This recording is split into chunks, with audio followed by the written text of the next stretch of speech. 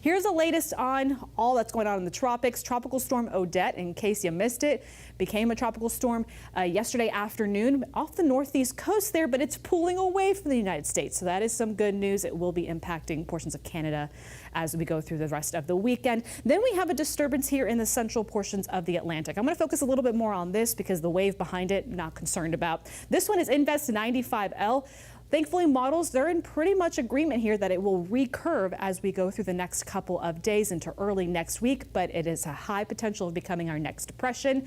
And if it does become a tropical storm, the next name on the list would be Peter.